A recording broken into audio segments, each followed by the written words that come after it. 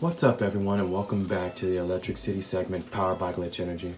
So for those who haven't got a chance to watch last week's video or are new to the channel, I highly recommend you watch the video at the top right of the screen.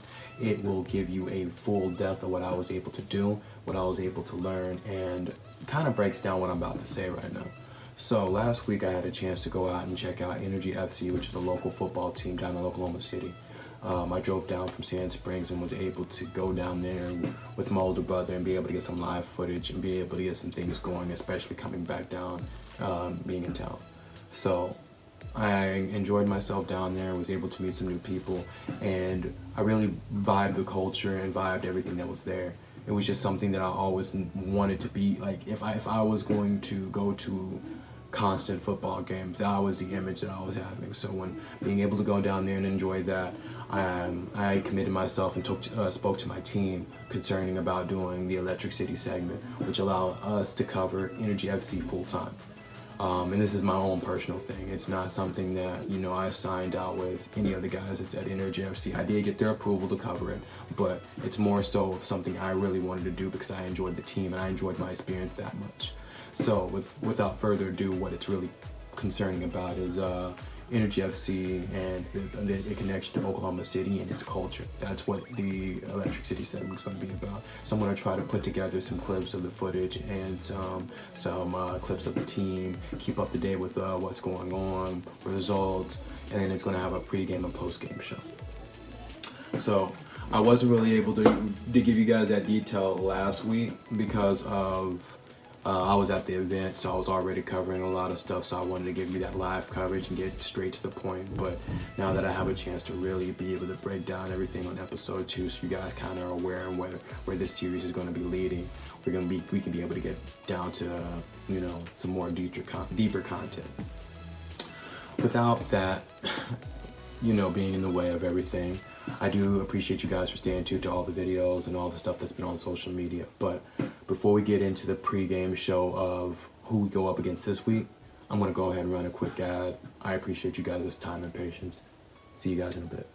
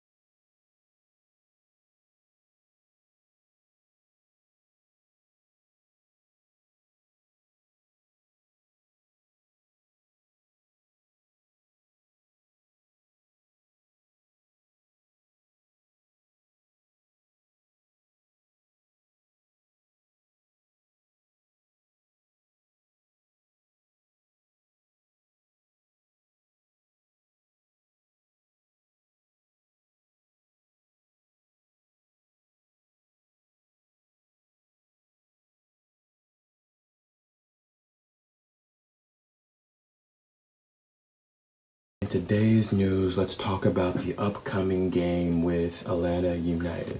Now, from our books, we don't have any real history against this team. This is the first matchup for both sides. So we're going to go into this with very strong confidence that we can be able to take this win. In my personal opinion, I feel like we can. Even though we took a loss to FC Tulsa 1-3, we had a lot of confidence going into that game, and prior to that game being a loss, we had confidence getting out of it, just because we knew what the circumstances was when we got on the pitch. What I mean by that is that we had quite a few different absences happen, so we had to really play up a different formation and different style of play that wasn't really already on our strategic plan.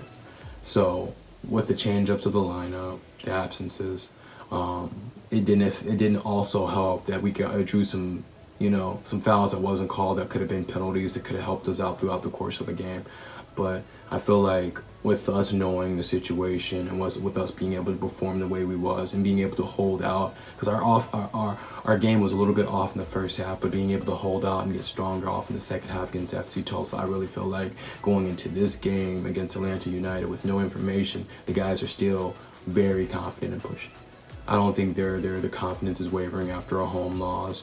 I don't think that at all. I feel like they're more than capable of getting the job done, especially going into knowing that we was able to already capitalize and score off a free kick opportunity last week. But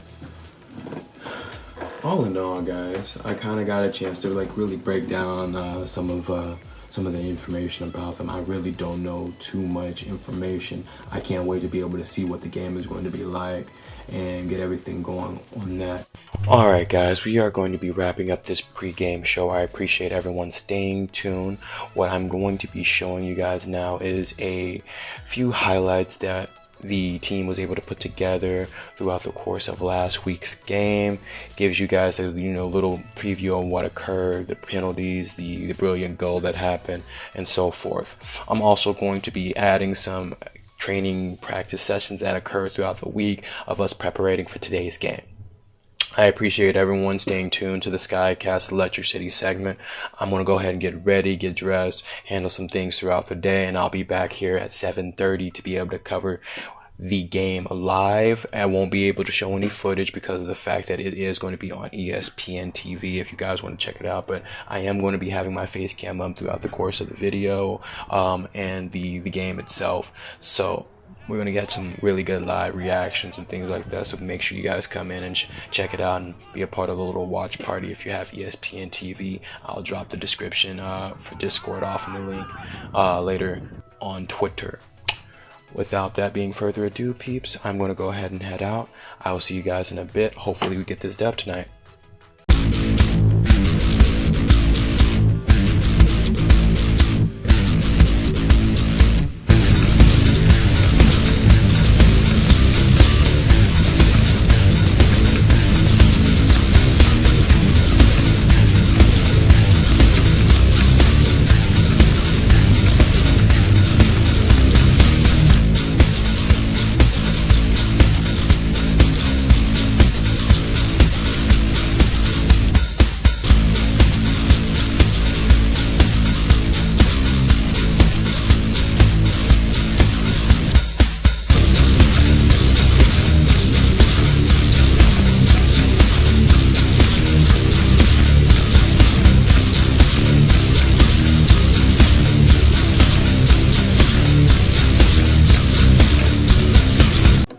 What's up, guys? We are back and we are going to be going live with the post-game show, and we didn't get the results we wanted tonight.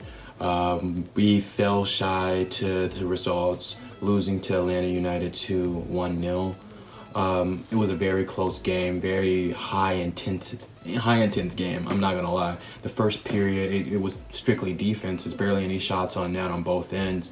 And then right at the start of the second period, once we was able to get everything clicking, we had shots on net. The headers was coming together. The free kick tactics was coming in. But we was just shy of the mark. Each and every attempt that we had on goal during the second period, we was just shy of that mark. So I feel like what we can be able to do going into next week's game, and it's going to be our first away game, if I'm not mistaken, against Kansas City. I feel like the biggest thing that we can go into is just being that we know that we can be able to score. We can capitalize on those opportunities. We just was unlucky. We was unlucky tonight, unfortunate, and I feel like luck does play a huge critical role off in football. A lot of people won't say it is, but I feel like just those sly of the moments, we had the opportunities there, we just couldn't capitalize on them. But I feel like once we get that chemistry down, once we can be able to click a little bit more sooner, I feel like once that offense can click into the first half and then we can ooze into the second half with that same momentum, I feel like we can be able to capitalize on it. So it is very late, so I'm not going to be able to really give you guys a full detailed post-game review as I want to. we had, you know, opportunities. I am going to be running the highlights so you guys can be able to see some of the opportunities that we was able to capitalize on. But all in all, I do appreciate everyone staying tuned to the show. The highlights will be rolling right in. After the highlights, you'll be able to see the post-game interviews. I appreciate everyone staying tuned to the Electric City segment. We didn't get the results that we want, but we always have next week. You'll see me back here covering the team, Energy FC, as they go up against Kansas City Sporting. And we will be back and ready. The Greens will come back with full force. I appreciate everyone staying tuned. I'll hit you guys up later. Peace.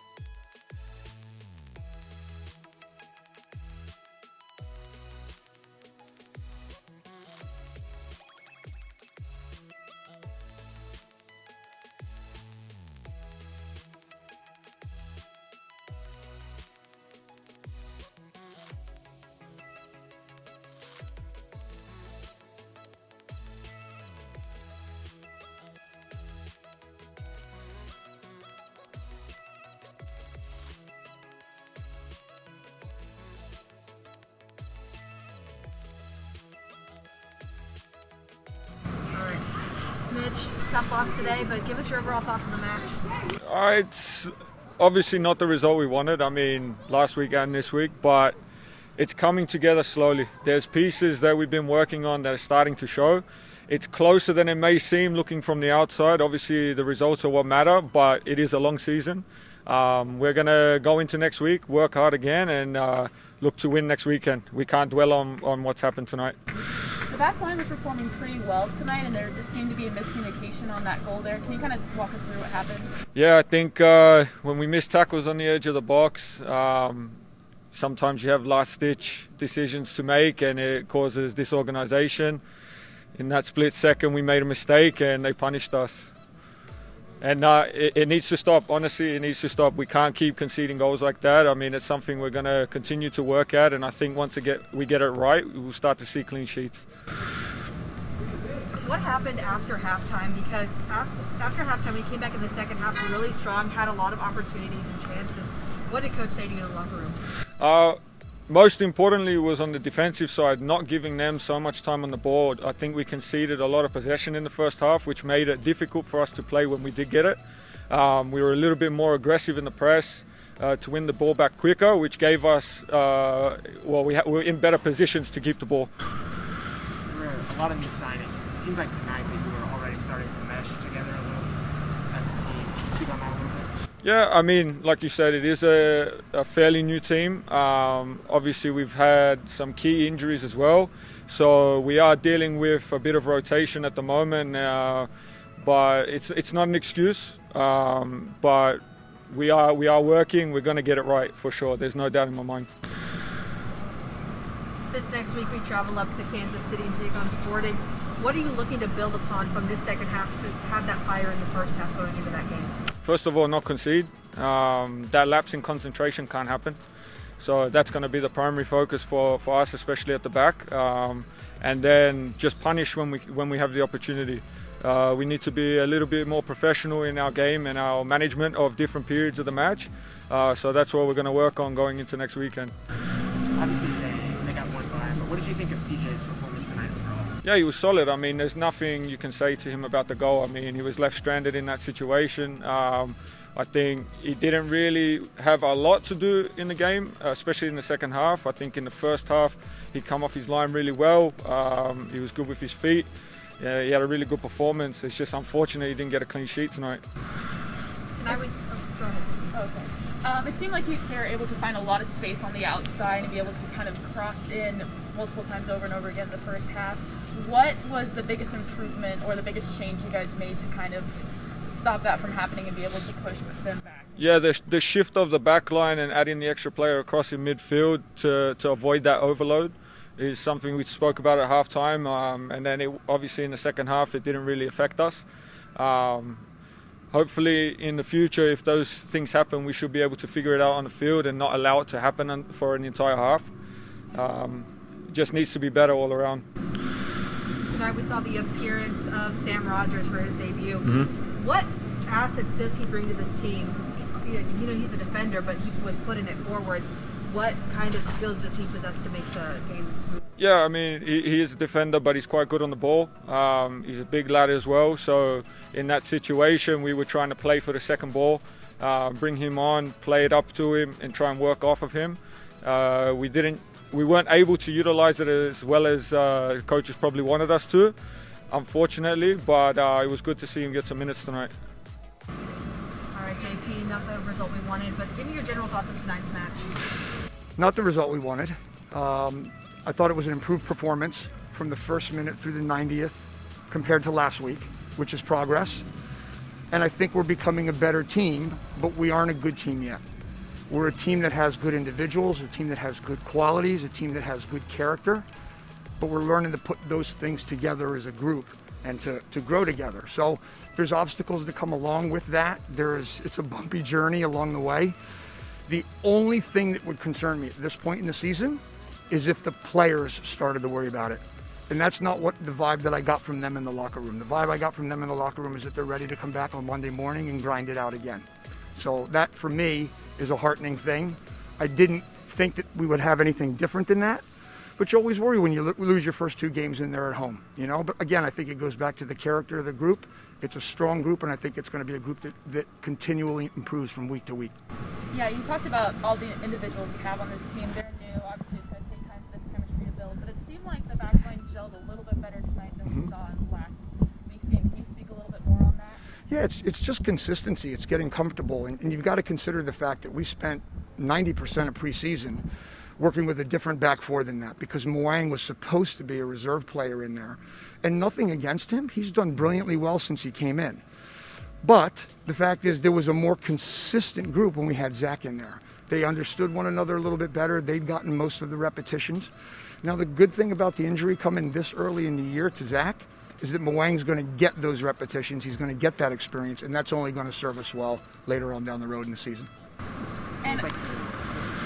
And you are going to be going on the road next week. That does obviously give the team more time to be together. How much do you think that's going to help this week? I think all of these little pieces, I think some of the little crisis moments that we have in the middle of games, I think the losses that we have to come back from and overcome, time on the road together, which we didn't get really this preseason because of the type of preseason it was. There wasn't a lot of traveling together. I think it's going to be helpful. It seems like there's just something about that final third that's a little hectic, frantic. What are your thoughts on that? Jitters or?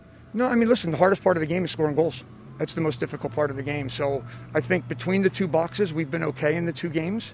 We've still got to clean up some of the defending. Even though we only gave up a goal tonight, I still think there are things that need to get better there.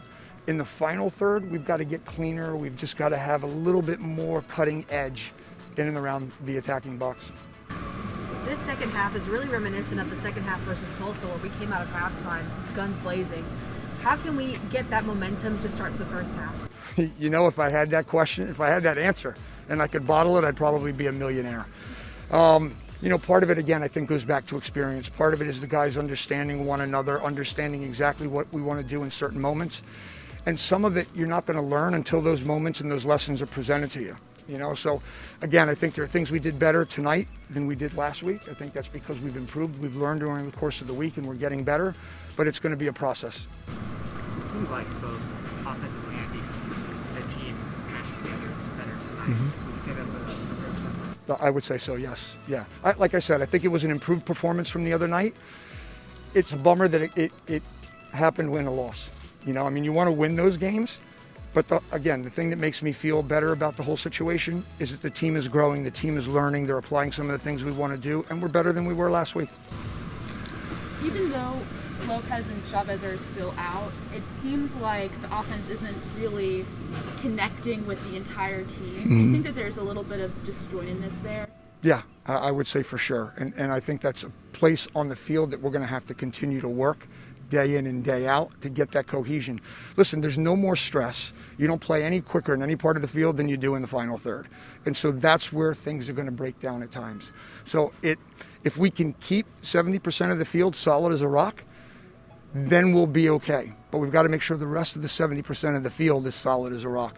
That's what was good about the defensive performance tonight. I thought it was better. So it's going to keep us in games longer until we can get the attack clicking again.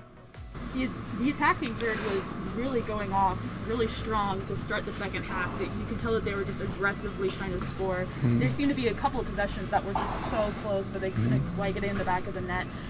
Can you kind of speak about the opportunities they were able to create during that time and just being able to not get that finish? You know, I can't really speak to the finish, and I'd like to go back and look at a couple of those, like the final pass, the final shot. What I can tell you is I think the major difference in those moments was the way that we were defending and where we were winning the ball. And because we were winning it higher up the pitch, we were creating more chances.